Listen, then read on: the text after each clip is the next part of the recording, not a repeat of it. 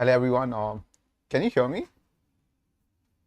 Please tell that in the live chat so I know you can.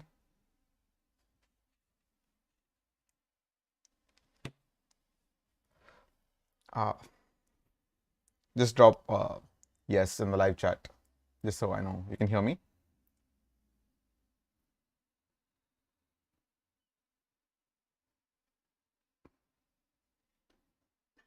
Hi Krishnakant. Sorry for the delay.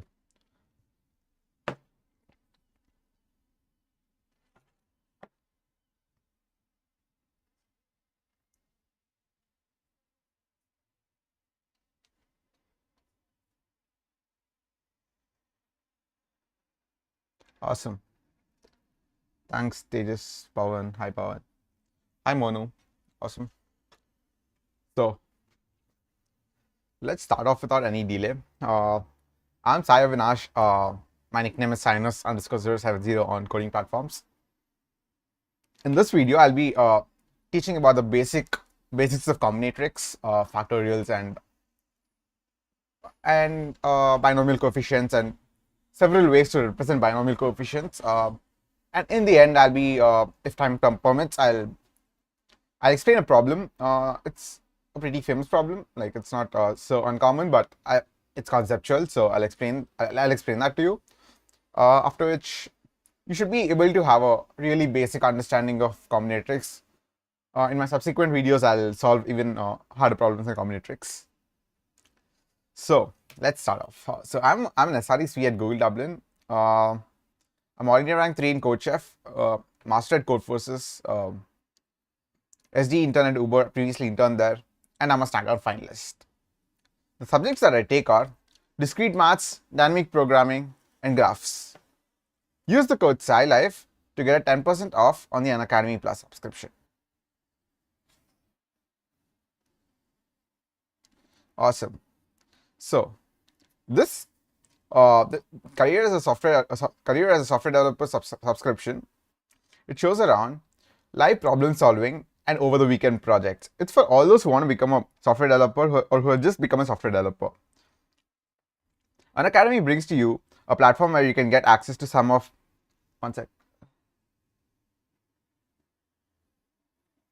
Pawan,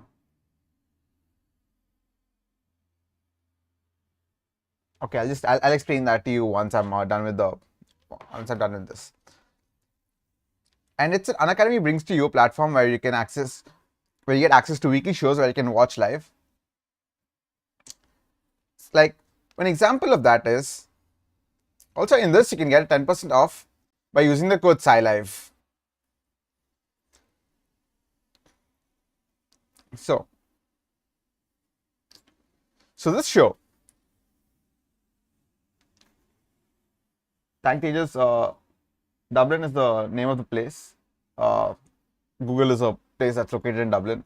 Like Google, the company, it has a location in Dublin. So yeah. So all right. So if you want to make sure your college project ticks all the boxes, want to make sure a project that helps you get top internships, get a chance to get your projects reviewed by one of India's top YouTubers, Striver. He also teaches on his own channel as well, and and he has his own playlist as well, multiple playlists. You can check them out too. He'll help you in understanding what things went right, what mistakes were made, and how to correct them. Don't miss this golden opportunity. It starts on 6th August. Oh, it's already started, and it goes live every Friday night at 10 p.m. So this is Raj Vikramaditya, Striver, and SD MediaNet, and a 6-star at CodeChef. I think it'll be really useful. Do check it out. And then there's this course, the CodeChef Apprentice.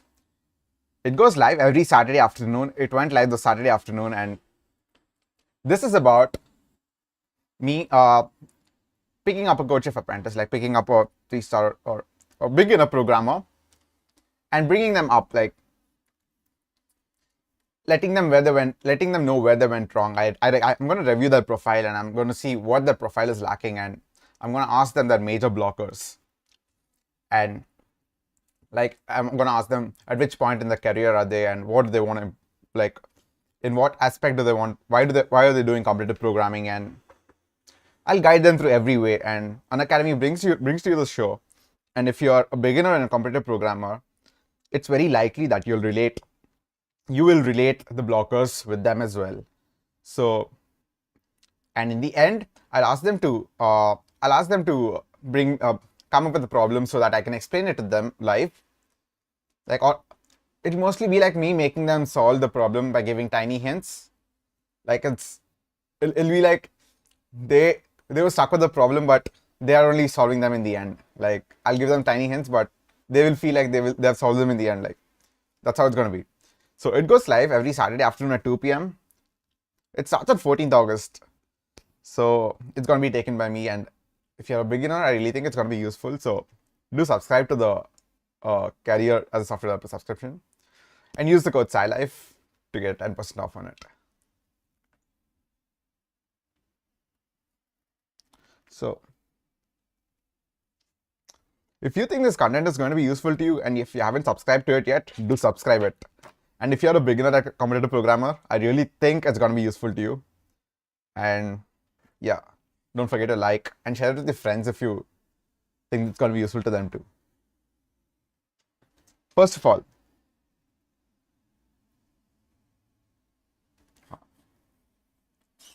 hello everyone. So let's start off with the topic, combinatorics.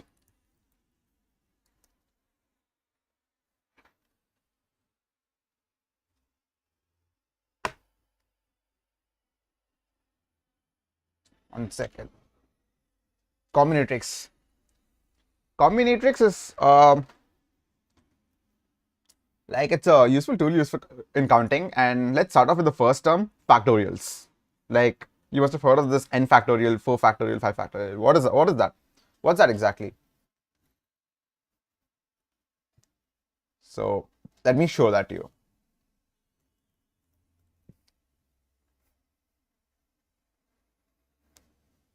This is just going to be really basic, and I'll show it to you. Yep, it's a pencil. Awesome.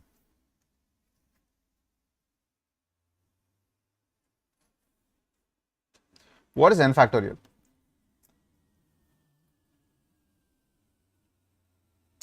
Thank Tejas. Yes. Like, first, since this course is for everyone and not just for the people who already know it, I want to start from the real basics, and then I'll in the next class there'll be some non-trivial questions, not so easy questions. So, and I'll try to teach them in an easy way. So it's n factorial. It's the number of arrangements of the number of permutations of size n. The number of ways you can arrange this. For example, if n equals 2, the arrangements are 1, 2 and 2, 1. N equals 3, the arrangements are 1, 2, 3, 1, 3, 2, and then 2, 3, 1, 2, 1, 3. I'll just explain this quickly. And 3, 1, 2, 3, 2, 1. There are 6 of them. Very straightforward. So the number of ways is 3 factorial is equal to 6. And where did the number n factorial come from? Where did the number n factorial come from? Simple multiplication. So there are n boxes. For example, if n equals 6, the first number can be any number from 1 to 6. There are 6 possibilities. The second number can be any number from 1 to 6 except the first number. So there are only 5 choices here into 5. The third number can be any number from 1 to 6, but 2 numbers excluded. Whatever number you picked here, that should be excluded here, right?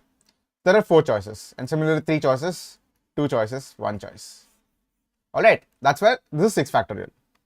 Similarly, for any n, you can write that as first one has n choices, second one has n minus 1 choices, third one has n minus 2 choices, and the last one has no choice. You just have to pick the number remaining apart from the n minus 2. Yeah.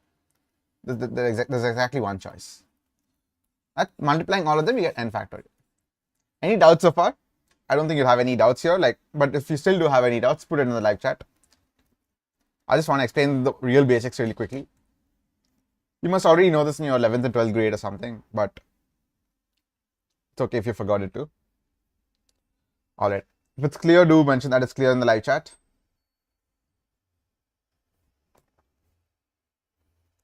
All right, I'll move on. That any more delay.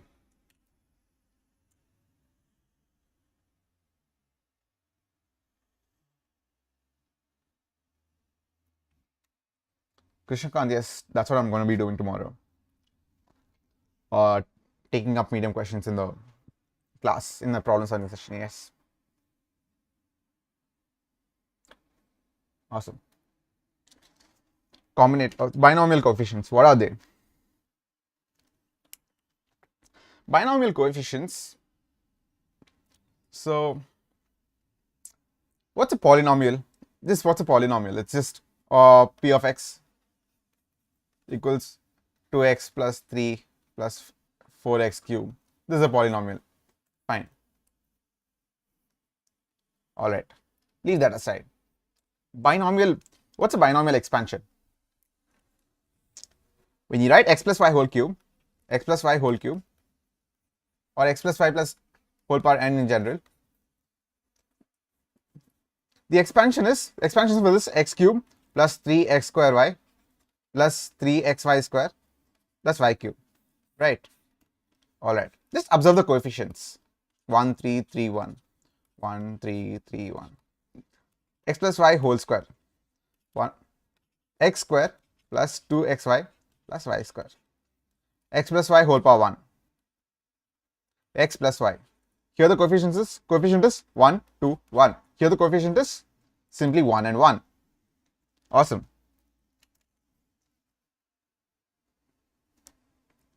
So the binomial coefficient is like, the binomial coefficient is defined as the coefficient of x power r, y power n minus r in x plus y whole power n. And that is equal to n choose r. N choose r. And n choose r is equal to n factorial by r factorial into n minus r factorial. Got it? This is the definition. And how did this come? I'll get to that later. I'll explain it to you. I'll explain you different representations of it, and then you'll get to know what it is. Now, all right. Different representations of it. So one representation is as we discussed, x plus y whole power n. The coefficient, this is basically x power 0 y power n into n choose 0 plus x power 1 y power n minus 1 into n choose 1 plus n choose 2 into x square y power n minus 2 and so on. N choose n, the x power n, this is n minus 2, all right, x power n into y power 0. All right, awesome. Now, x power n, n choose r is also represented as, its most common use in combinatorics is simply the number of ways to choose r items among n items. Simply that. Which means you have n objects, as one of them mentioned, as Vinay Neelam Sethi mentioned. Hi, Vinay. So you have n objects. Simply you have n numbers, say 1, 2, 3, 4, 5, so on till n.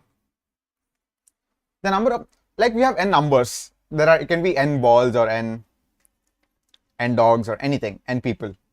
I'm just choosing n numbers. You need to, if you want to pick r numbers out of these n numbers, there are multiple ways to do that. For example, you can pick the first r numbers, you can pick any r numbers, you can pick the last r numbers or anything. For example, 1, 2, 3, 4. If n equals 4 and if r equals 2, you can pick 1, 2, 1, 3, 1, 4, 2, 3, 2, 4, and 1 and 3, 4. There are 6 of them, right? Awesome. And this number, the number of ways to pick r numbers from n numbers is also given by n choose r, which is n factorial by r factorial into n minus r factorial. That's all you need to know what n choose r is. Now, Jay, I'm going to explain it to you. Yeah, I'm going to explain it to you. So,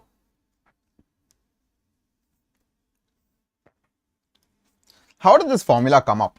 How did this formula come up? There are multiple ways to explain this formula, how it came up.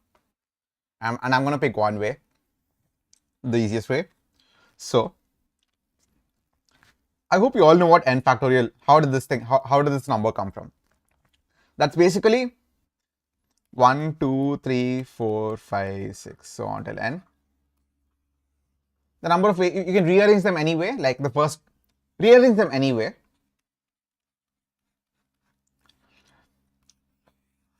And the first one has n possibilities.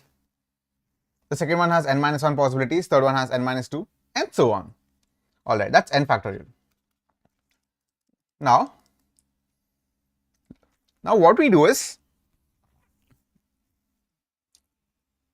like, if you want to pick n numbers, if you want to pick r numbers from this, the first number has n possibilities. The second number has n minus 1 possibilities. Third number has n minus 2 possibilities. And the rth number has n minus r plus 1 possibilities. Right. Sorry, one sec. I just made a mistake here.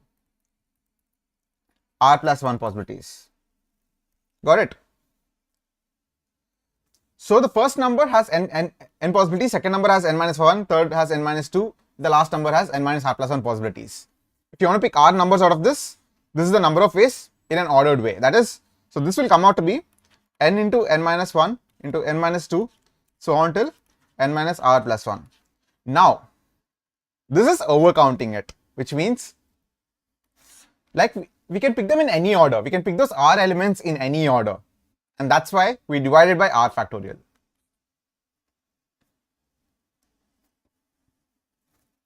Got it?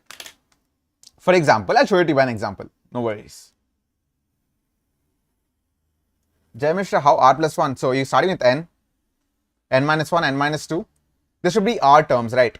Like first term, first blank, you have, like, the first number that you take, you have n possibilities. The second number that you take, you have n minus 1 possibilities because you took the first number already. And in the end, the rth number, you have already taken r minus 1 numbers out.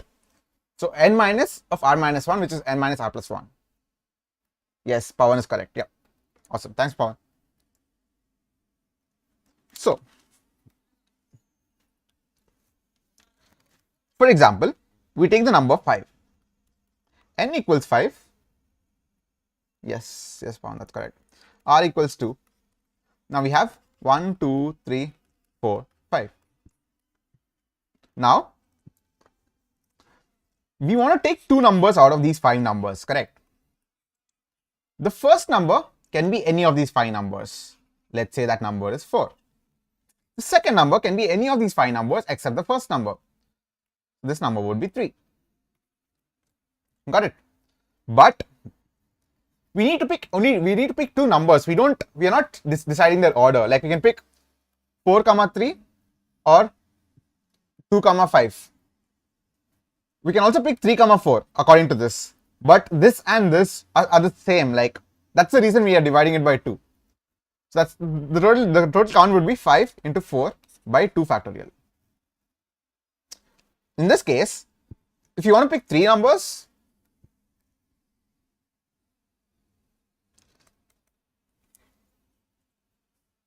yes, exactly. Say r equals 3. In the first number, in the first position, we can pick any 5 numbers out of any of these 5 numbers. Second position, any of these 4 numbers. Third position, any of these 3 numbers.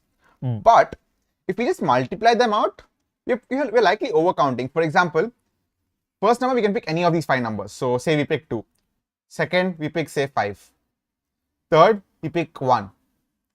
All right, this is being counted in this. But along with this, even this is also being counted. For example, first time we can pick any 5, right? So we can pick 5. Any 4, any of the 4 other than 5, which is basically, say, we pick 1. And any of the 3 remaining numbers other than 1 to 5, which is basically, say we pick 2.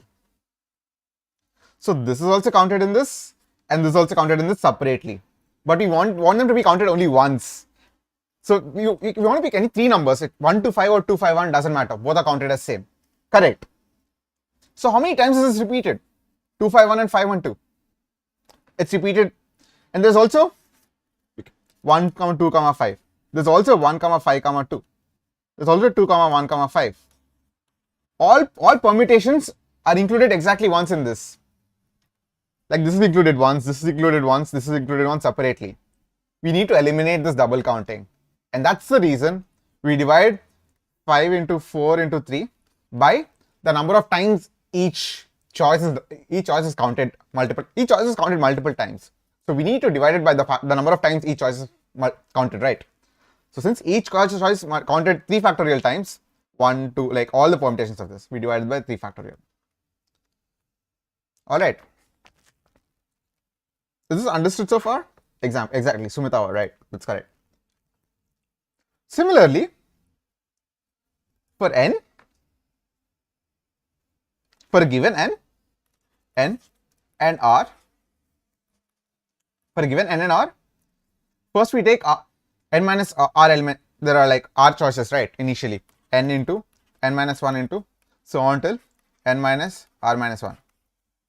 By there are each choice is being repeated r factorial times. But we need that to be counted exactly once. But if we do this, we're counting it r factorial times. We don't want that.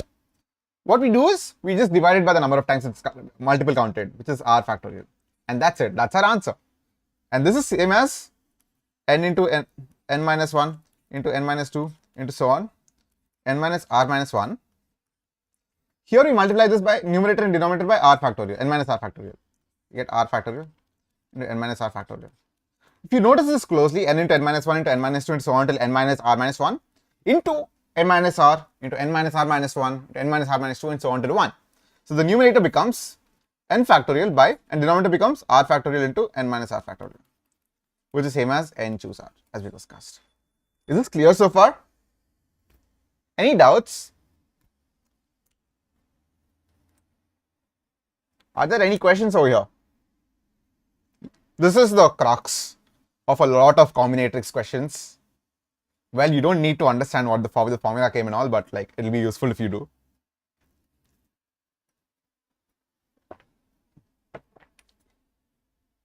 Is this understood? If it's not clear, please tell me, let me know it's not clear. If it's clear, do mention that in the live chat. And if you haven't subscribed to it already, please do subscribe, because that's only then you can comment on the live chat. Clear. All right. Awesome. Thanks, Krishnakant. Do you want me to explain this again? Like, is there any part that is not clear? Yes, I know it's a class 11 concept. I'm explaining it because some people might have forgotten it, especially if you're in your 3rd year or 4th year, or if you've actually graduated and doing a job or something. All right. Thanks, Suraj. Awesome. Let me move on to another explanation.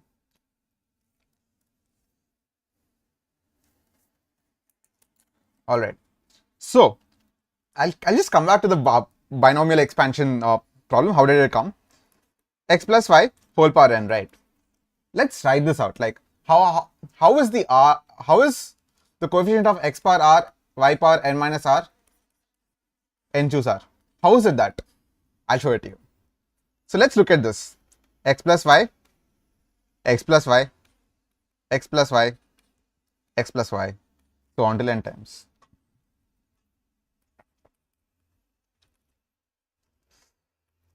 Now, what does x power r and y power n minus r mean? When will this come? Like, for example, when will x power r, y power n minus r come? It's basically choosing r from, there are n terms, x.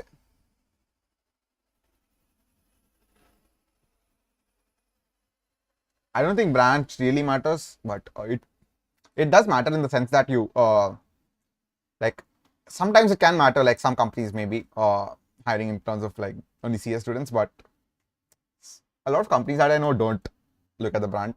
They only look at your skills, so may not. All right. So what's happening here? So n choose r is basically choosing r elements out of it's basically choosing, you pick out any r terms x plus y, and from those r terms you choose x, and from the other n minus r terms you choose y. So if you choose r terms, it will become x power r. This will be y power n minus r. Let me explain it to you.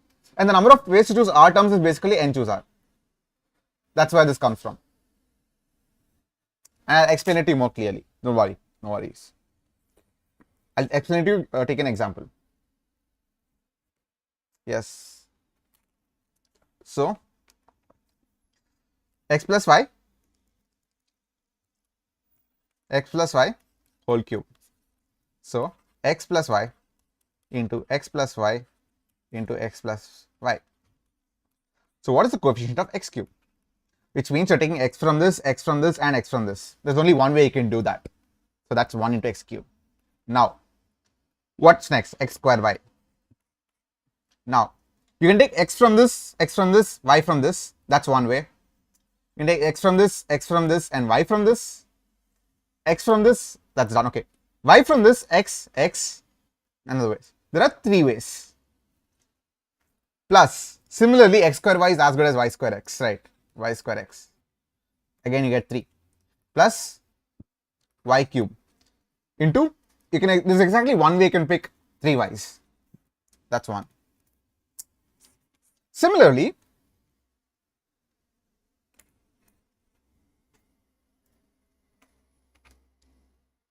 one second. I'll just erase this thing. Similarly, you have generalizing it for x power n. It's basically, you have x plus y, so on, x plus y.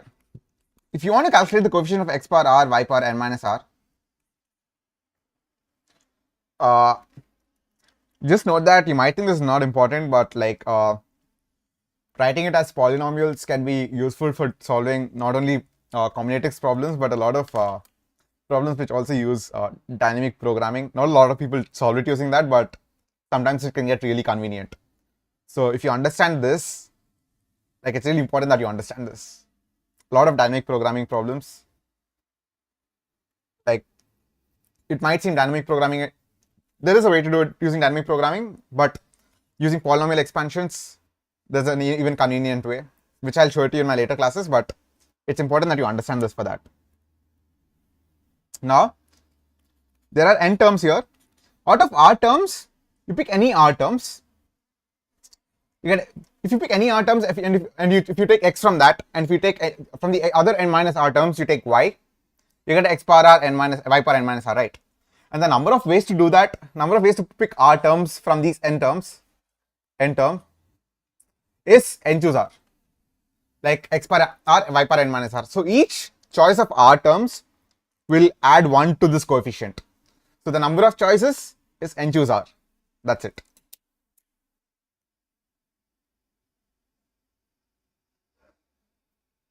Sumit, I don't know what you mean by SP. Can you let me know? Can you tell what that is?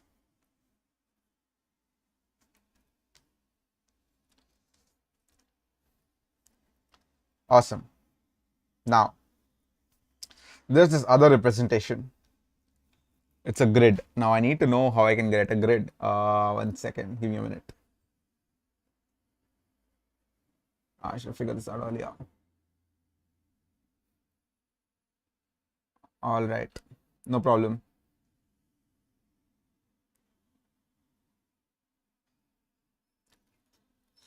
There is no grid. All right, so let's look at this grid for now. Oh man, normal pencil चाहिए भाई. ठीक है. Yeah, DP. Yeah, DP has a lot of questions on this. Yeah. So now let's look at this example where there is a grid of size m comma n.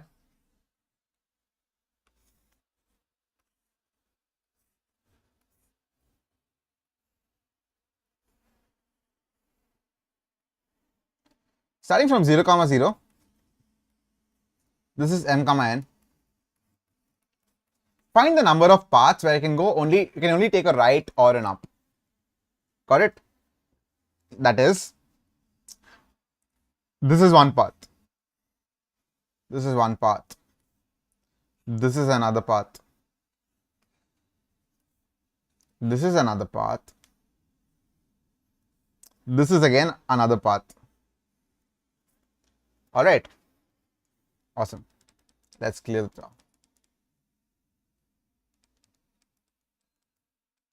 Awesome.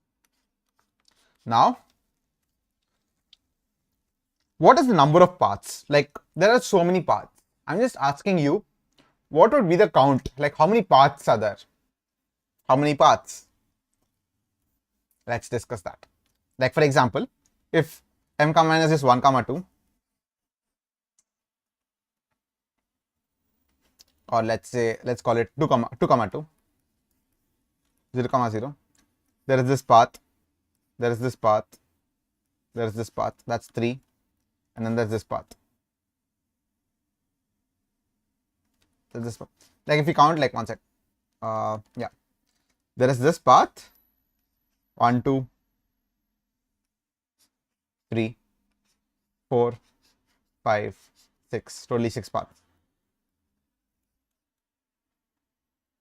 Yeah, Pawan, it can be counted with DFS too, but turns out you don't need to do a DFS at all. DFS would be O of m into n, but let's do it quickly. We can do it in O of m plus n. I'll show you how. How do we do this now? How do we do this? So what we do is, at every point, we are either taking a right or an up, correct? A right or an up.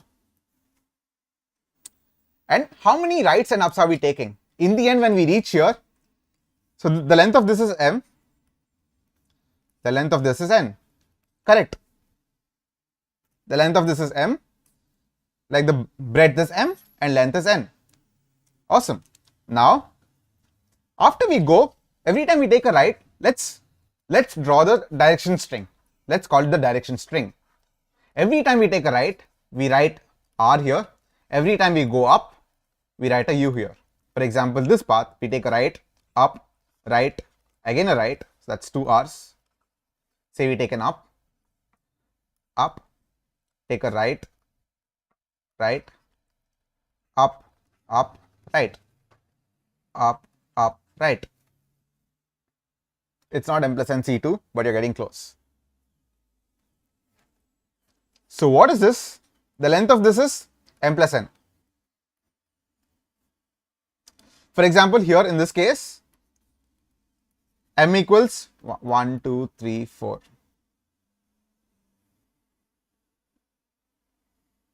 One sec, yeah. Here m equals 5, n equals 4.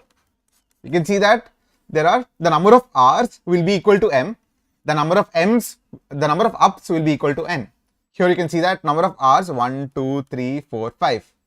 The number of r's is equal to 5. The number of ups 1, 2, 3, 4 is equal to n. Correct. So basically in the end, there are going to be m rights and n ups. And for every combination of m rights and n ups, you'll for every string where you have n rights and m ups,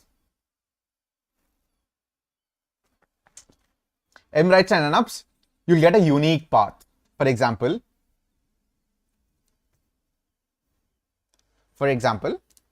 what this means is,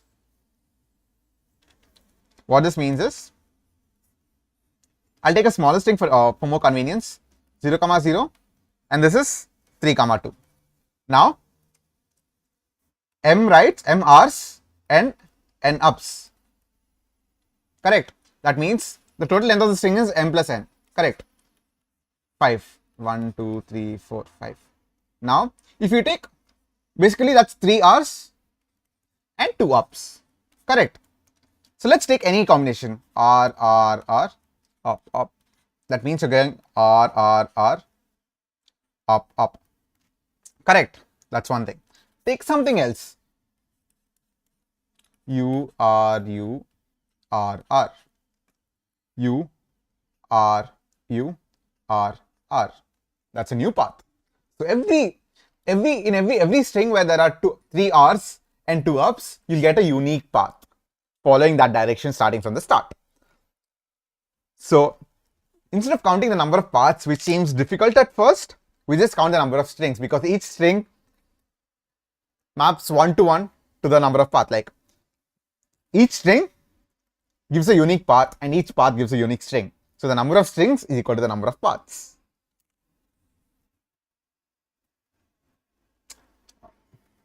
So it's basically out of these m plus n, it's as good as the number of paths for this would be 1, 2, 3, 4. Yeah, there are five places, and you need to place in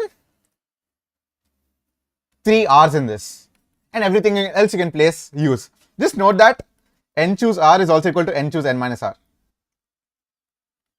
Isn't it? Like n factorial by R factorial into n minus R factorial can be written as n factorial by n minus R factorial by into n minus of n minus R factorial, which is R factorial, equal to n factorial by n minus R factorial into n minus of n minus R factorial, which is R factorial, which is the same thing. Got it? Now, so the solution for this, the number of strings were, the solution is simply for a given m comma n, for a given n comma n, the solution is simply there is a string of size m plus n, and you're placing m R's in this. M R's. So the answer for this would simply be m plus n choose n, or m plus n choose m. Like m plus n blanks, you are putting in m R's, m rights in m plus n blanks. It's same as some k blanks, you're putting in R rights. Here k is m plus n and R is n. So this is the solution. M plus n choose m, which is also equal to m plus n choose n. Why? M plus n factorial by m factorial, n factorial is also equal to m plus n whole factorial by n factorial into m factorial. Is this clear so far?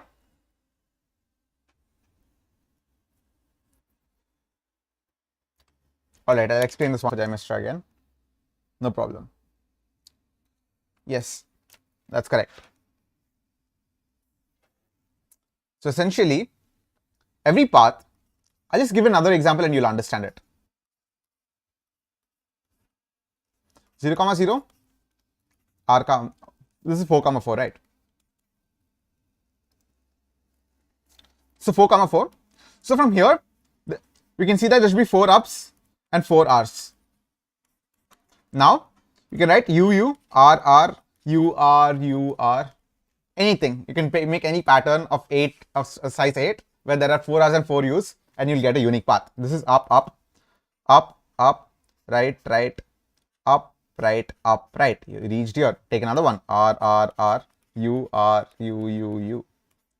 This is basically right, right, right, up, right, right, up, up.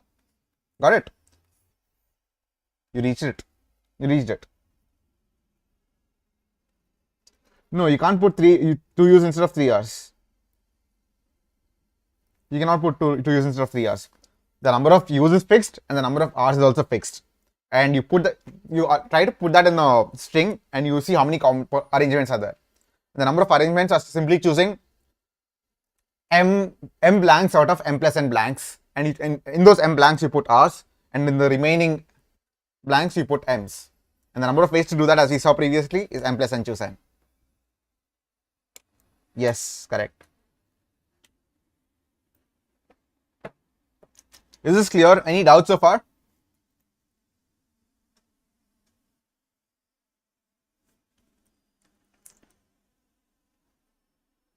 Raji, which part do you want me to repeat? Like, can you be more clear? Like when you're asking, like, like if you're more clear.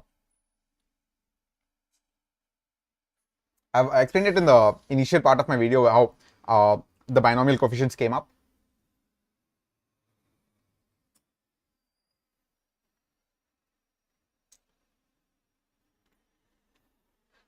I need you to be more specific. So it's basically out of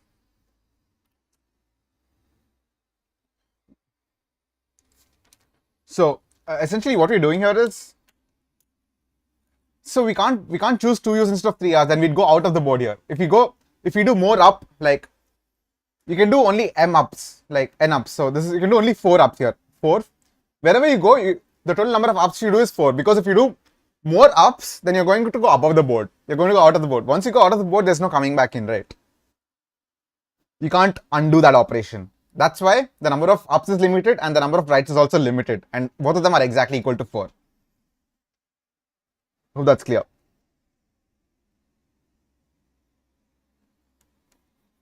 Yes, correct. That's correct. Yeah, that's correct, Sumit. Yeah.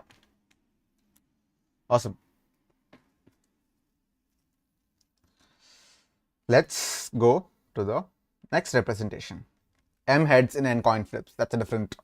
Again, we already discussed that.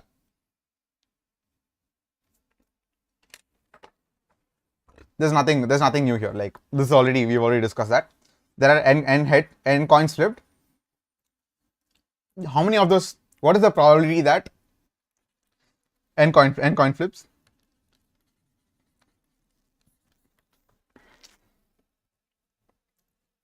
N coin flips. What is the probability that m of them are heads? It's basically choosing m coins out of the exactly m coins out of the n coins and making all of them heads. Everything else is tails. So the number of ways to choose m coins out of n coins is simply n choose m. And the number of outcomes of coins is 2 power n. This is the probability that there are exactly m heads out of n.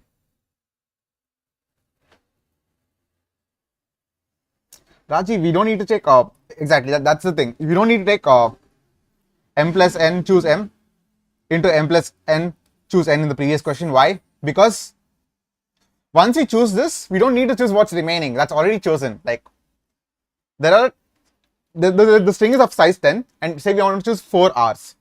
We do 10 choose 4 first. Once we choose 4, we don't need to choose the other 6 because that's already known. Like for the whatever is remaining other than the 4, that's already fixed, right? That's why we don't need to choose it again. That's already chosen by default. Once we choose the first m, the remaining is already chosen. So what did we say? The first, we chose the first 4, like any 4, and the other 6 we are coloring it up. We're going up. First 4 is R, other 6 is up. So once we choose the first 4, we don't need to choose 6 again. That's already chosen.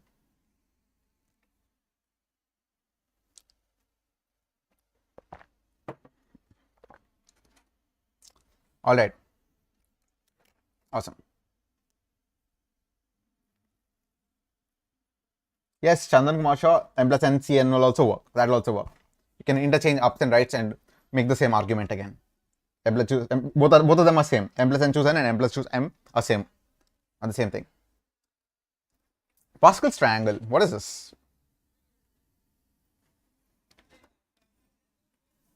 What is Pascal's triangle? Pascal's triangle is given by this 1, 1, 1, 1, 2, 1, 1, 3, 3, 1, 1, 4, 6, 4, 1, 1, 5, 10, 10, 5, 1, and so on. And if you don't know Pascal's triangle, you can probably try to guess what the pattern is. So this is 1, this is 1, 1. The borders are all 1s, and everything in between is the sum of the 2 numbers above it. Everything in between is the sum of 2 numbers above it. For example, 2, the sum of 1 and 1. 3 is the sum of 1 and 2. 3 is the sum of 1 and 2. 10 is the sum of 4 and 6. 4 is the sum of 1 and 3. 6 is the sum of 3 and simple. Yes, Rishabh, I told division by power of 2 is because I told probability. Alright. Oh, let me close this door. Alright.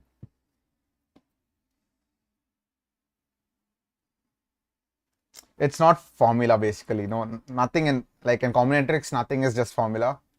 You need to get it. You need to get yourself to first principles, and then, I mean, you can apply formulas directly, but it's important to know what's behind it. All right. Okay, let me tell you where it comes from. So what does this mean? What does summing up two numbers on the top mean? This is basically fourth row.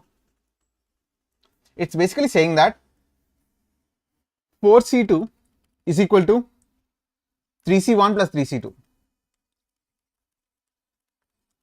Right? Right? We'll come to first principles here. We'll come to first principles. So, and for any nth row, it will be like nth row rth column will be n choose r, sum of the two numbers above it, which is basically n minus 1 c r minus 1 plus n minus 1 c r. This is a famous identity. I mean, it's not famous, like it is what it is. Like it's not like it's a formula. N choose r equals n minus 1 choose r minus 1 plus n minus 1 choose r. That's it, right? Like this nth row rth column, the two numbers above it are n minus 1 choose r minus 1 and n minus 1 choose r. Here, for example, 4 choose r, 4 minus 1 choose 2 minus 1, and 4 minus 1 choose 2. That's what you're writing it here. And for any nth row, rth number would be this n choose r. The number like slightly left to it will be n minus 1 choose r minus 1. Slightly right to it, right and above to it would be n minus 1 choose r. And that's how you're computing the whole thing. Chandan Kumar Shah, you don't need to memorize it. I'll give you an explanation for which you don't need to memorize it. And I'll give you two explanations. So there's absolutely no need to memorize it. But like, it's good if you have it in your brain. There is no Pascal triangle in negative and fraction. No, there's nothing here.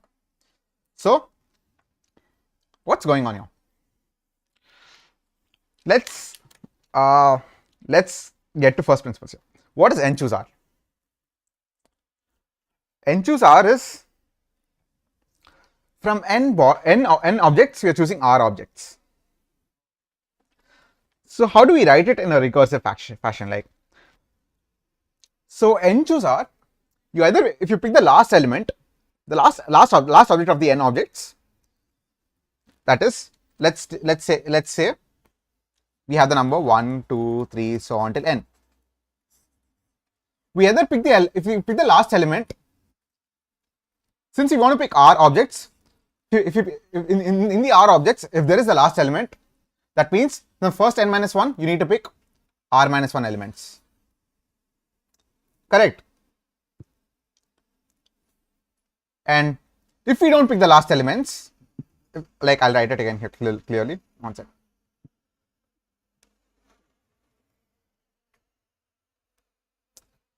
What do you want to prove here?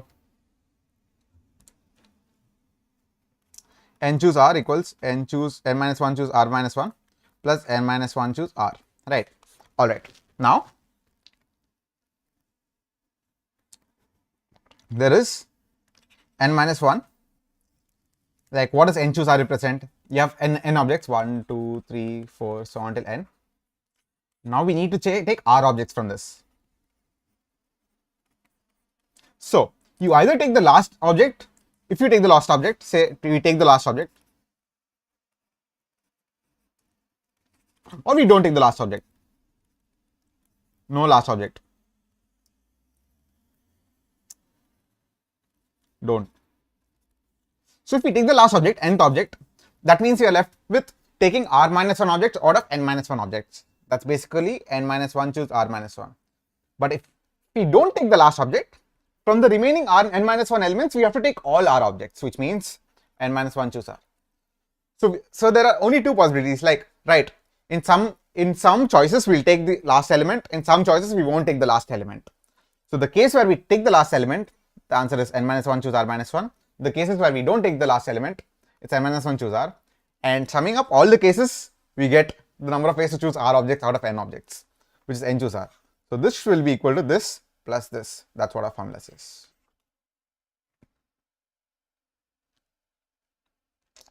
Is this clear?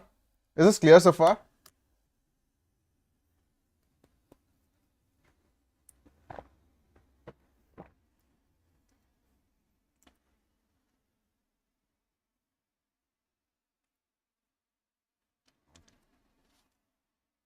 Jai Mishra, in this class, like I would be focusing on the math part of it. So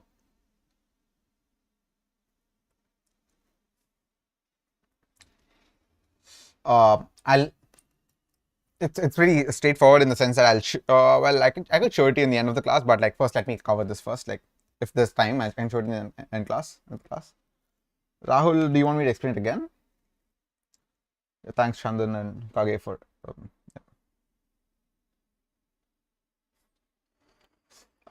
Short sex, I'm not sure how to do it. Yes, Pawan, all of these things are interrelated.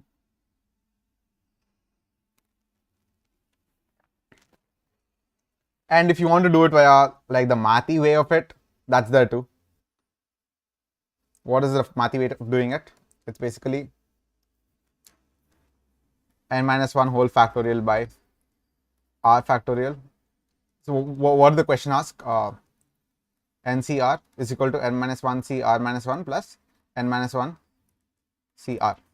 This is n minus 1 whole factorial by r minus 1 factorial by n minus r factorial plus n minus 1 whole factorial by r factorial into n minus 1 minus r factorial. So if you take n minus 1 factorial common, and if you take r minus 1 factorial common into n minus, well, you can take r factorial common. I'll tell you what happens here. N minus r factorial common. Then you get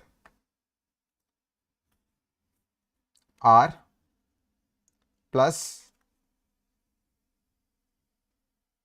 n minus 1 minus r. If you look, r is from this. 1 by r minus 1 factorial is just r by r factorial. And n minus r factorial, this is what it is. This is n minus 1 whole factorial into n minus 1 by r factorial into n minus r factorial. This is basically n factorial by r factorial into n minus r factorial. Is this clear?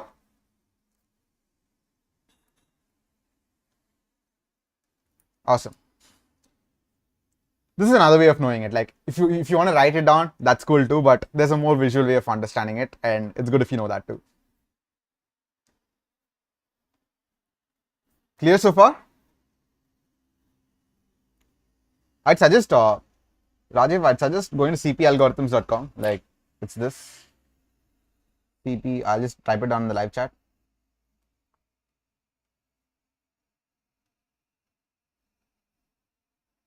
That's a good site.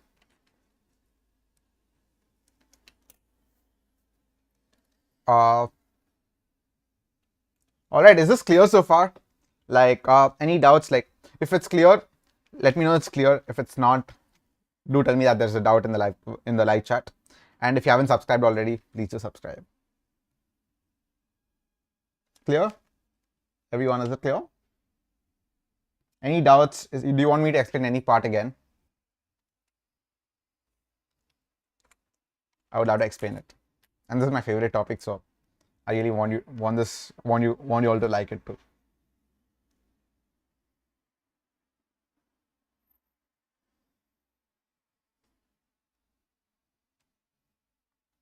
Awesome. Awesome. So let me move on.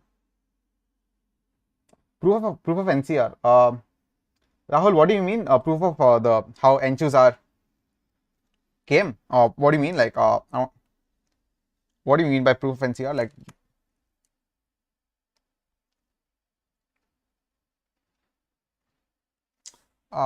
so basically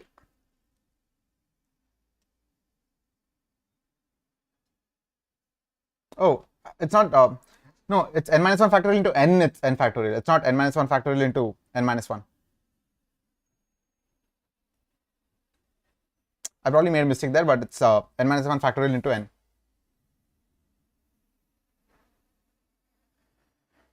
All right. I think there's a confusion with it again. So I'll just explain it again.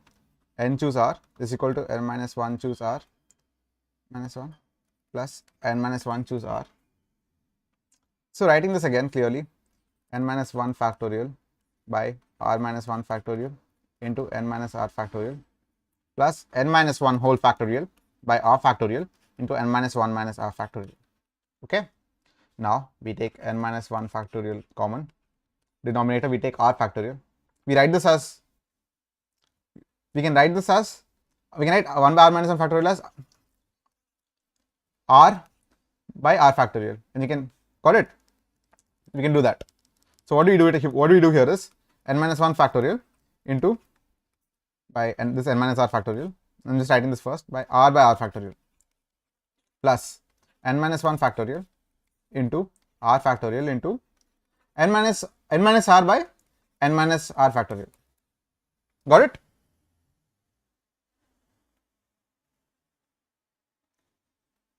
Got it? Now this is understood, right? So I'm writing this n minus 1 minus r factorial by as n minus r by n minus r factorial. So if you take n minus 1 factorial by r factorial into n minus r factorial common, if you take this common, we get r plus n minus r plus n minus r, which is again n. So n into n minus 1 factorial is n factorial by r factorial into n minus r factorial. Is this understood now?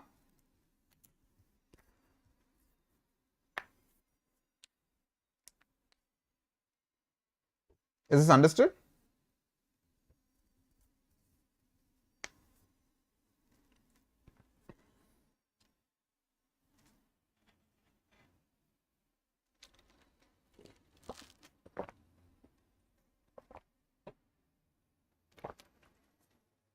Rahul, the Pascal triangle.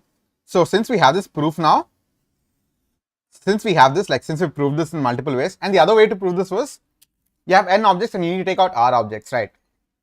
So you either take the last object or you don't take the last object. Like for example,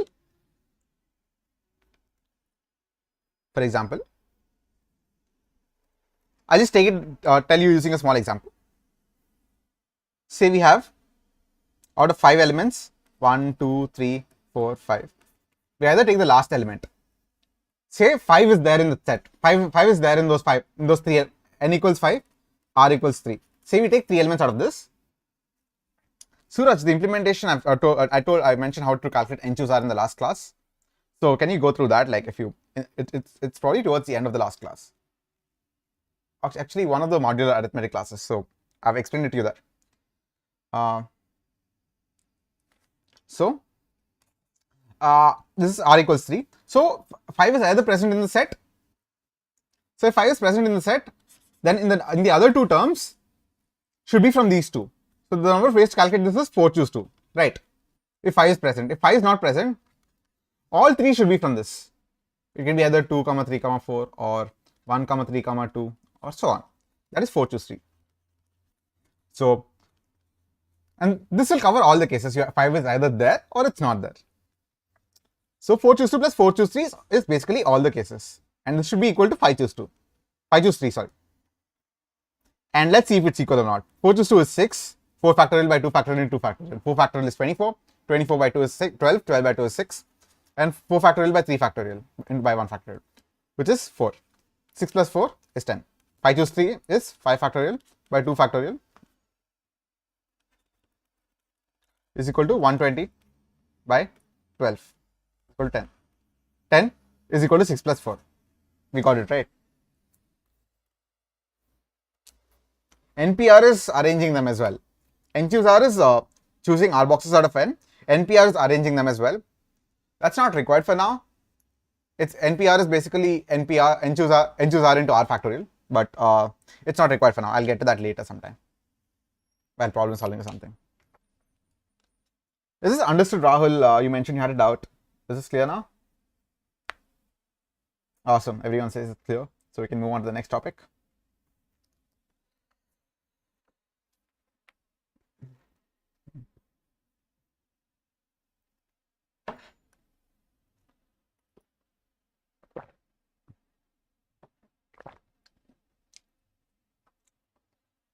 One sec. Did I do binomial coefficients here?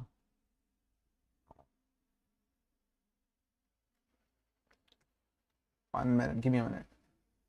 I should have done binomial coefficient somewhere. Oh, it's not here. Never mind. Either way, we've cleared up what Pascal's triangle is. We've cleared up what we cleared up two concepts of, we cleared up like what n choose r plus n choose r plus 1, n choose r minus 1. Oh, wait, forgot the formula. Like I think it's n choose r, like picking r from n is equal to picking r minus 1 from n minus 1, which is n minus 1 choose r minus 1, plus picking r from n minus 1, which is n minus 1 choose r. So you know what that means either. Like even if you don't know the exact formula, you can derive it using that visualization of picking r boxes. You either pick the last one or you don't. Using that, you can calculate it quickly. So, awesome. Suraj, I'm not sure about if I recommend any resources or something, but there are a lot of combinatorics problems on Codeforces. I think like if you sort it using this, like problem set, yeah. So you can see this tag, right? Combinatorics. Click on this tag, and whatever your difficulty is, like if you want under 1600 problems, you can put the upper bound to 1600 and apply this. There are a ton of problems, and you can sort this by difficulty, and you can find your problems. Like you can find a number of problems, and you can do it according to that. Like for example, you can pick this problem and then do it. It's as simple as that. Awesome. That's one way. CP algorithms mein, like there are you can know the theory, and then you can apply the problem. There are a few example problems, but doing the Codeforces way is another way. Like there are multiple ways to do it. You can pick any one and you'll be good at it. Like there is no good way. Like you pick any, you can start doing any problems but you need to feel challenged by them. This should not be really easy to you. You need to feel challenged. That's where the learning happens. So I hope this is clear so far. Now let me sum of coefficients of binomial terms.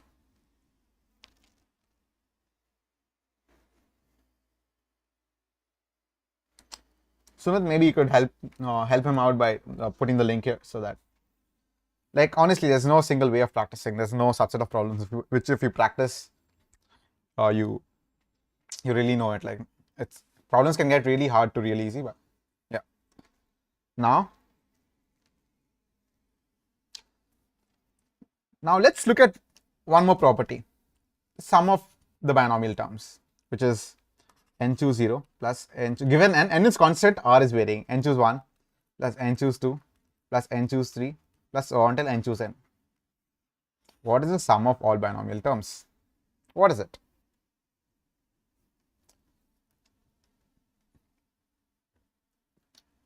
It's basically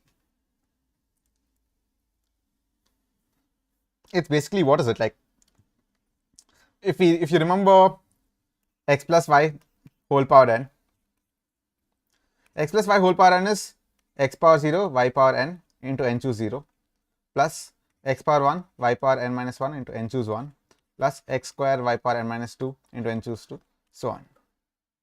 X power n y power 0 into n choose n. This we knew it already, right? Now what we do is we simply substitute x equals 0, x equals 1 and y equals 1. What do you get on the left hand side? We get 2 power n, and on the right hand side we get n choose 0 plus n choose 1 plus so on till n choose n. So this is same as this, right? And so this is also equal to 2 power n. Got it? A lot of you might know this already. Let's look at another proof. Let's look at another proof. Now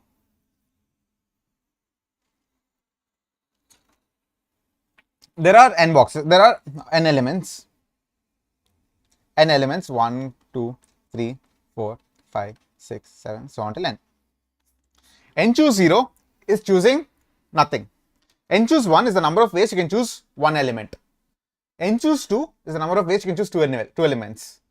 N choose 3 is the number of ways you can choose 3 elements, and so on. So this is basically the number of ways in which you can choose something, anything basically. right? And let's call that anything. Let's put anything inside that box. So for any box, like if you pick one element, or like if you have 4 elements, it's included in n choose 4. If you have 2 elements, you pick any 2 elements, say 4 and 5, it's included in n choose 2. So it's basically either an element is included in the box or it's not included in the box. And the number of ways to do that is, for example, one being in the box or not is, one is either in the box or it's not in the box. That's 2 ways. 2, it's either in the box or it's not in the box, into 2 ways. 3, it's either in the box or it's not in the box, 2 ways. So on, n times 2. So that's going to be equal to 2 to the power n. And for any choice among the 1 to n elements, each choice is counted exactly once. For example, 5, 1, 3. That's counted in n choose 3. 7, 1, 1, it's counted in n choose 2. 1, 2, 3, so on till everything, like where everything is included, that's counted in n choose n. Correct. Is this clear so far? Any doubts in this explanation? Any doubts so far? Please let me know in the live chat.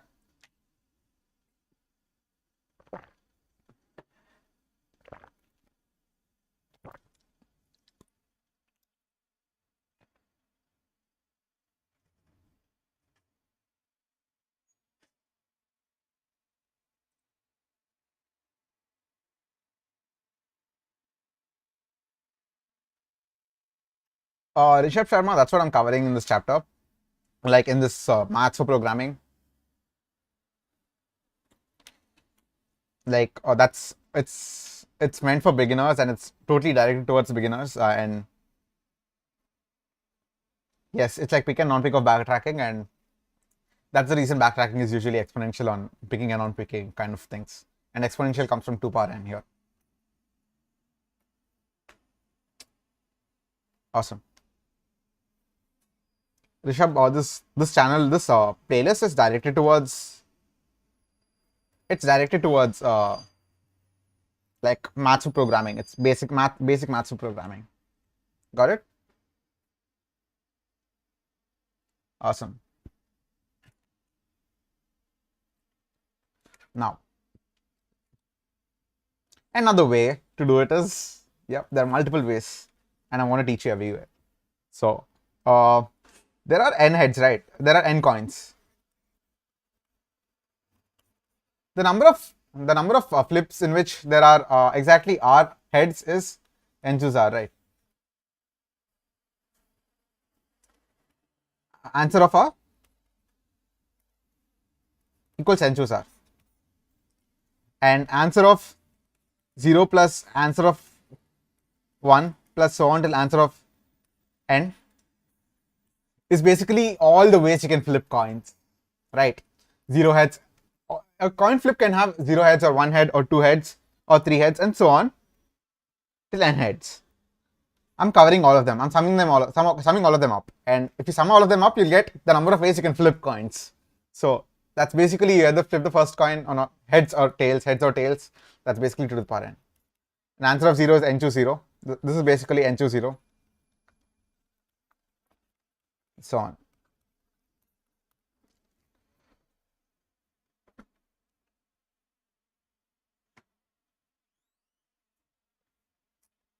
All right. This is clear so far. Chandan Kumar, you cannot solve code forces problem, so I'd suggest you to solve the the easier problems first. So like if you go to codeforces.com and go to problem set and filter difficulty to say 800 to 1000. These are like really basic problems where like you can even go down to like 600 or something, just in case. Like, all right, now you can go from back and you can try out problems from the easiest section, and if you find them really easy, you can jump up rating levels and you can try to solve them. Like the initial problems is just like really basic math. And if you don't get them, you should probably brush up your math topics and programming, like basic programming skills. It's just like usually if or for loops. Like it's nothing really convoluted. So you could try them from the lowest rating. And if you don't get them, like you need to learn like basic high school math required for them. Like you need to understand what's needed for them and learn it. And if you get them, if you find them really easy, you can jump rating levels and put the appropriate rating level here. Got it? I don't understand what you mean by attached practice, Tejas. What do you mean by that?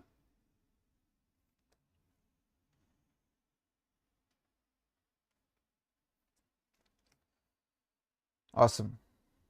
Now, what is sum of even coefficients? Sum of even coefficients. What is this? Like, for example, what is n choose 0 plus n choose 1 plus so on till sum of even coefficients is basically some n choose 0 plus n choose 2 plus n choose 4 plus so on. We don't care what the n term is, like the last even number less than n. Chandan Kumar Shaw, it's less about IQ and it's way more about hard work and working it smartly. It's less about IQ. No. Like, it's a lot about hard work. You just need to keep practicing and you'll get there eventually.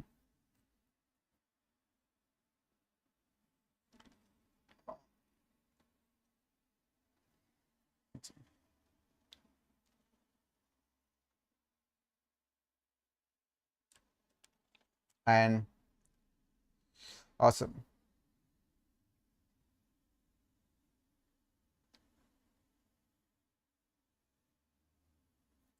Now, what is the solution? What is this basically? Yes, Rahul Kumar has got it right.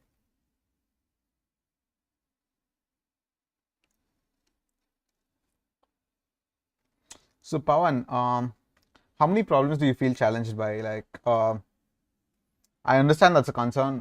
You're not going above 1000 rating, but like, how many problems do you feel challenged by? Like, how many, when you practice a problem, do you find it really easy? Because if you continuously keep finding solving easy problems, you don't progress. And after a contest, do you upsolve the problem?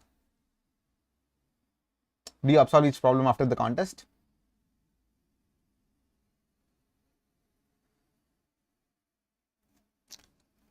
Like, answer those questions and I'll first explain this first. N choose 0 plus n choose 2 plus n choose 4 and so on. What is this? There are multiple ways to do this. So this is basically the number of even coin flips. Like in where even number of heads in coin flips basically, right? N choose 2 is basically answer of 0 plus answer of 2 plus answer of 4 plus so on. Where answer of I is basically I heads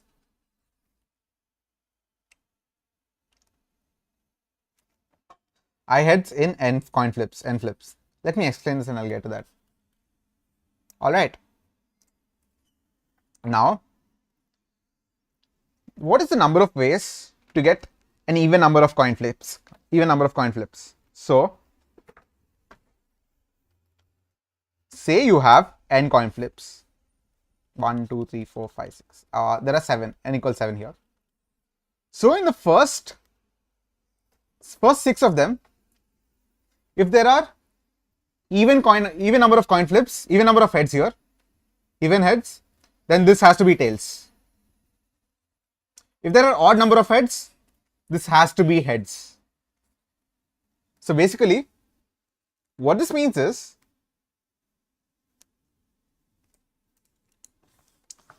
so in the first n minus 1 coin flips, if there are even heads, then the last one is tails. Odd heads, the last one has to be heads because 1 plus odd is even. 0 plus even has to be. So basically the first n minus 1 can be literally anything. Like can be literally any of the 2 power n minus 1 combinations. And depending on the first n minus 1, the last one is fixed. Correct. The last one is fixed. Did you get that? So first n minus 1 joke, it can be anything. Like for example, if you take n equals 3, if h, then this has to be tails. H, t, this has to be h for it to be even. T, this has to be t because h would make it odd, and so on. And what the only combination left is t, h. This has to be h. So first two you can take anything, and the last one is fixed. So the last one you don't have a choice really, right? If you pick the first n minus 1 coin flips, if they're going to be heads or tails, the last one is going to be fixed. So the number of ways to pick the first n minus 1 is basically 2 power n minus 1. And that is also equal to this because this is the number of even coin flips if we do n choose 0 plus n choose 2 plus so on. Is it clear so far? So Pawan, if you sometimes cannot solve B's, I would suggest you to do you upsolve after every contest? That's my first question. Do you solve the next problem that you couldn't solve after every contest?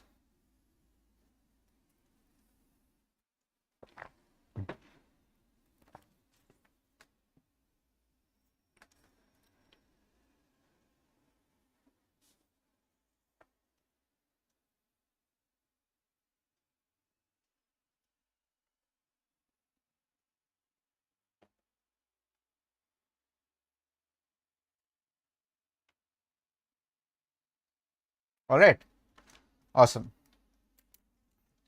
Now, what's another way to look at it? We'll do it using binomial expansions here. Now, we know what x plus y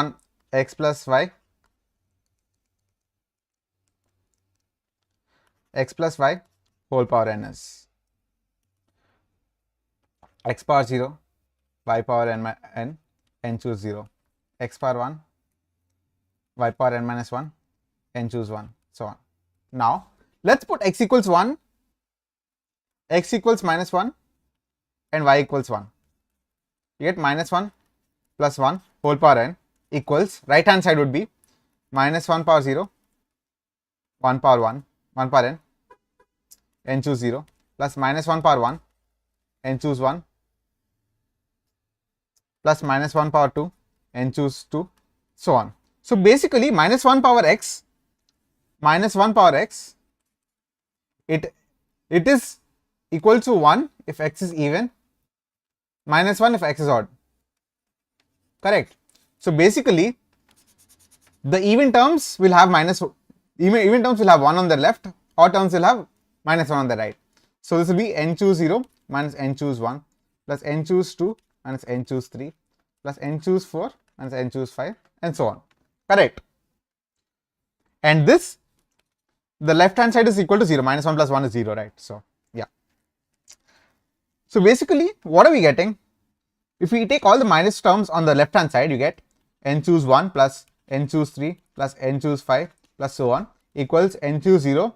The even terms are left here when you take the odd terms that side, plus n choose 2 plus n choose 4 plus so on. So even terms equals odd terms. Oh, all right. So, but we know that there's sum is equal to 2 power n. So even terms is equal to odd terms, and even terms plus odd terms equals 2 power n.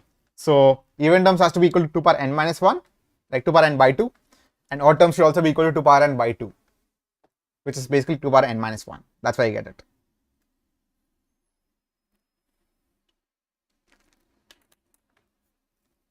Is this understood? Any doubts so far?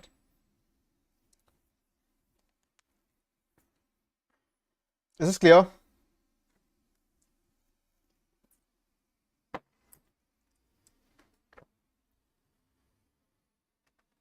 Awesome.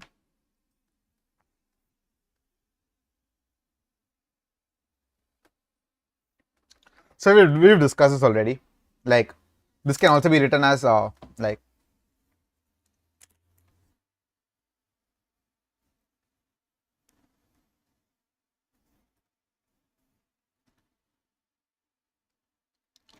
so this can also be written as what do you say?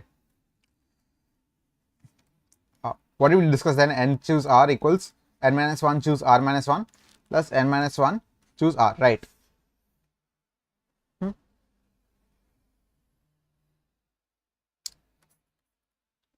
Now, if you just put like, instead of n, we put n plus 1, we get n plus 1 choose R equals n choose R minus 1 plus n choose R. NCR plus NCR minus 1 equals n plus 1 CR. Nothing. It's the same thing. That's what I wrote here. So this is a new problem.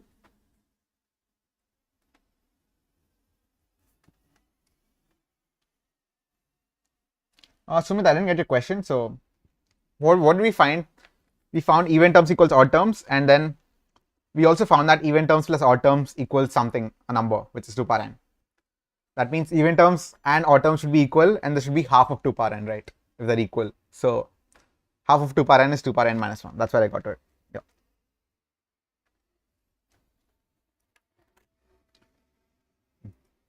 Awesome. This is a question. Oh, wait. Where's the first question? I think I skipped the first question. All right. Let's look at the I wanted to look at the easier question first. So the first question is, find the number of diagonals given n-sided polygon.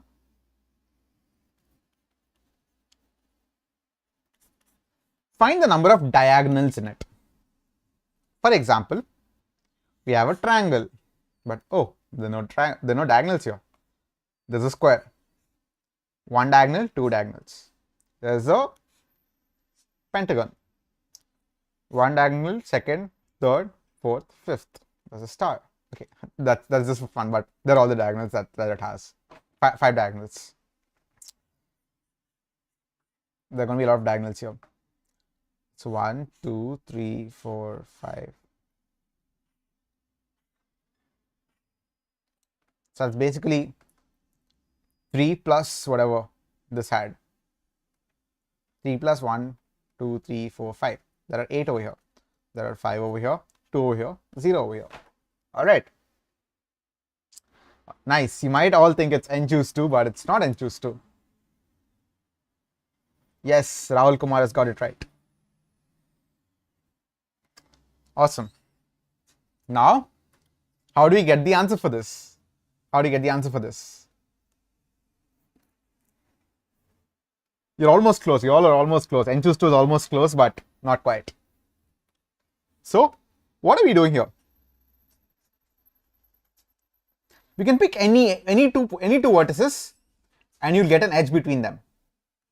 But not all edges are diagonals. For example, if you take this point and this point, this edge is not a diagonal. That's okay. Let's count all edges first. And all edges is basically all possible connections here. This. That is basically 6 choose 2 here, n equals 6.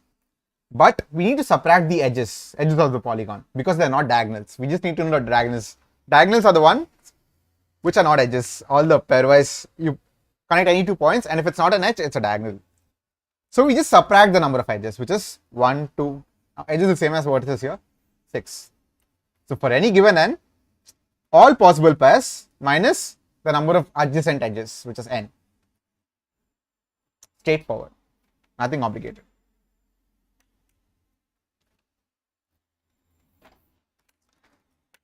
This is one way to do it, and if you really want another way to do it, I'll show that too. So, you have a polygon. Say you choose a vertex, you choose one endpoint. Now, how many choices are there for the other endpoints? You can't choose this point.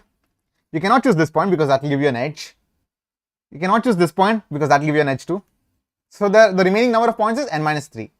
The first point, you choose any point n into the remaining number of points, which is n minus 3.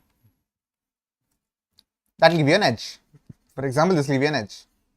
But this will double count. Why? Because we can use this point first and we'll get this edge again when we choose this point. That's why I divide by 2. Alright. We can see that n choose 2 minus n is equal to n into n minus 1 by 2, right? N choose 2 is basically n minus and we will do factor, which is 2 minus n. So if we take n common, we get n into n minus 3 by 2. This and this are exactly same because we computed them correctly. Is this clear? Is this understood? So in a lot of problems that I'm going to teach tomorrow, I'm going to teach each problem in multiple different ways, and I want you to get them all of them, all right?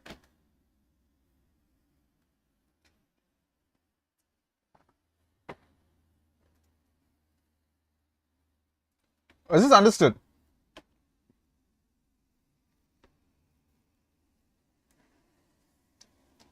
Are there any problems with this? Like, do you have any doubts or questions?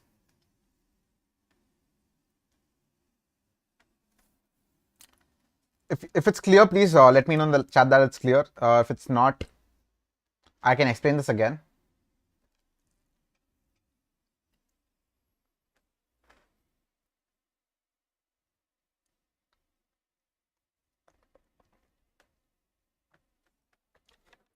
Is this clear so far? Clear?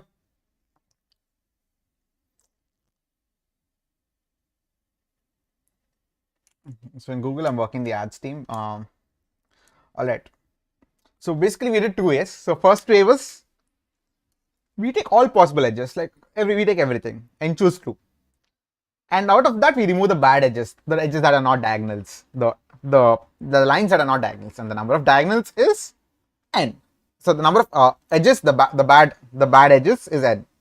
So the number of all the other lines that are remaining are your diagonals. Fine. And the other way was we choose the first point, we choose one endpoint of the diagonal. Then we see what all the other endpoints could be. So if we choose one point, we get n minus 3 other points, right? So the number of ways to choose the first point is n. The other n minus 3, it's n into n minus 3. Like you have n minus 3 choices, so n into n minus 3. But there's going to be some repetition. Why?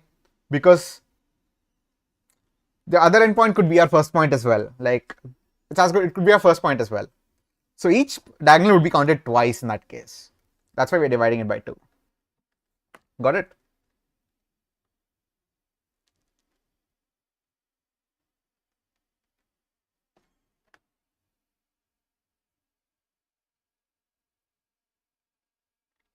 Khalid, what do you mean here? I mean,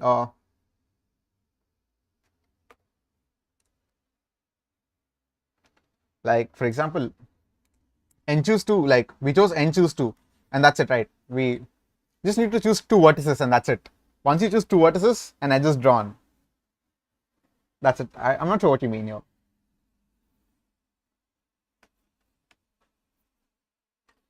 Can you explain clearly? And Sumit, after explanation, theory becomes clear, but while giving context, implementing these concepts becomes difficult. Acha. So, like here, there's nothing much to implement. Sumit, like in these problems, it's okay. I understand what you're saying. Like there can be harder problems as well. But because 2 factorial is same as 2. Like 2 factorial is equal to 1 into 2 is equal to 2. So, like there's nothing to implement here. Like for example, in this problem,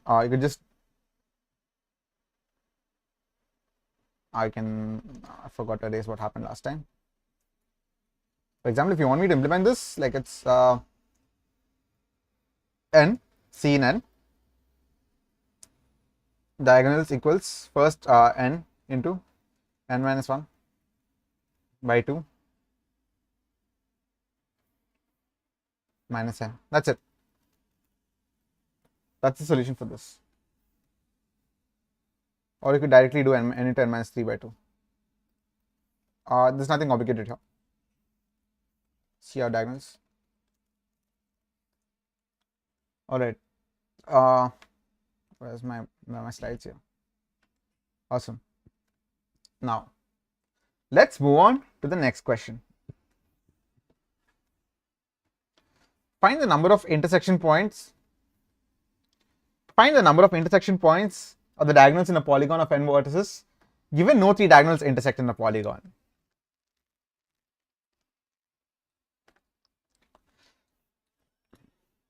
Which means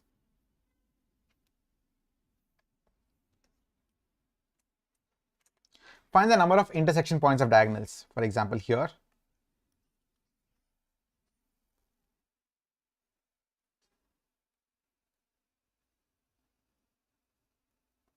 Sumit, yeah, not directly implementing. Okay. The questions are such tricky. The intuition is difficult. So, is there some kind of would you think like, for example, having another problem-solving series about up-solving contests? Do you think that would be more convenient to you?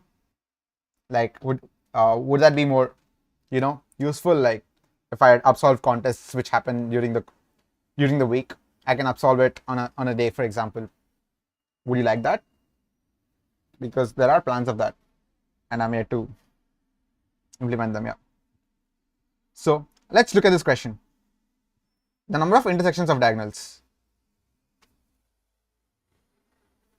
Now, for n equals 4, there's exactly one intersection. Let's check for n equals 5. This is one intersection, 2, 3, 4, 5. For n equals 5, n equals 4, the answer is 1. N equals 5, the answer is 5. All right. Now, how do you get this? How do you get this? What do? We convert it to some other easier problem and then count that instead of, because this seems a bit hard initially, right? Every diagonal, this is an intersection, diagonal intersection. It might be a bit tricky. Yep. So that's the plan. That's still in progress. I'm just like lacking time to explain, so lacking time to take those classes. But there's a plan to do the upsolving too. N equals 5. Now the answer is 5. Also, it's given that no 3 diagonals intersect.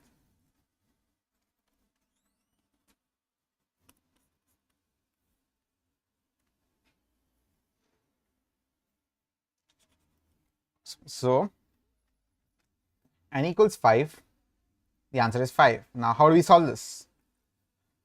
Let's look at an intersection point. How does an intersection point look? It's basically, it looks like this, right? 2 diagonals intersecting like this, and this is one point, this is one point, this is one point, and this is another point. Now, what does this mean? 2 diagonals. Now, in the polygon, in the big fat polygon, let's take any 4 points. 2 diagonals, for getting 2 diagonals, you need 4 points. Take any 4 points, we get an intersection point. Take these 4 points.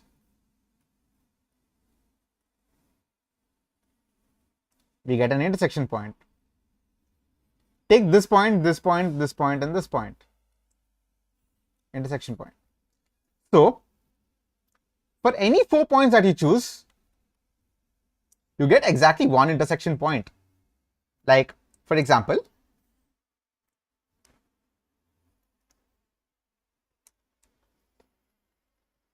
there's a big polygon.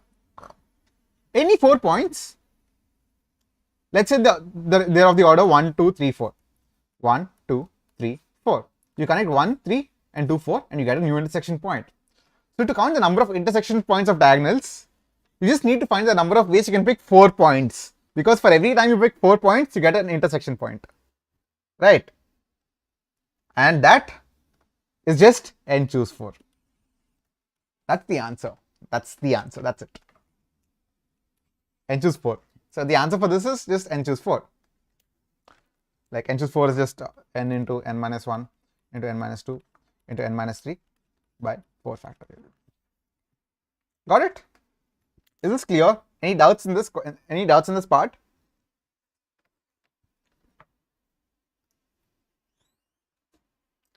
Sumit, yeah, that's the plan. As I said, yeah, 1 day a week is enough. Yeah, that's included in the plan too. So the n choose 4. The just being, you pick any 4 points. Now you join the opposite points, you get an intersection point in between. So this argument isn't sufficient. Another argument should be the reverse way. Like every intersection point is formed by two diagonals, and those two diagonals you need 4 points. So for every intersection point corresponds to choosing 4 points in the quadrilateral, and every 4 points will give you one intersection point. So which means the number of intersection points will be equal to the number of ways to choose 4 points.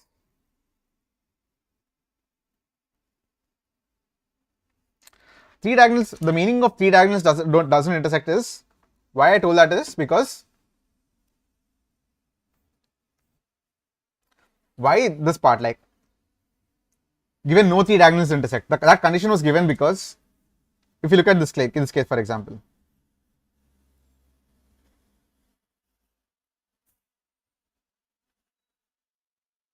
that would make calculation harder. Like the question assumes that because Rajiv, I don't know how to answer that question. Like I don't know what you mean as well. Like it's asked sometimes, but I'm not sure how frequently. I wasn't asked, I think. What's the meaning of three diagonals?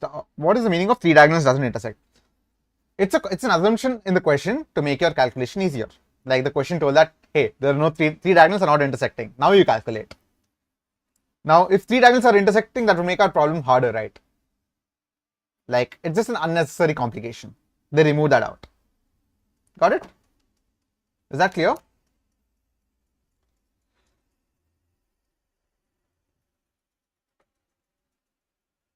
Any doubts so far? So this is the last problem of the class. So if there are any doubts, please let me know.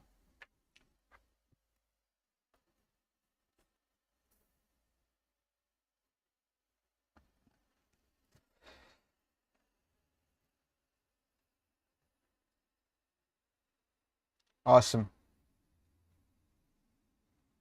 So if you haven't subscribed it already, please do subscribe and do check out the career as a developer subscription and use the code SciLife there. You're gonna, all right? Awesome. Then have a great day then. Like if there are any doubts, please do drop them in the comment section. I do take a look at them. Awesome. Then see you in the next class and happy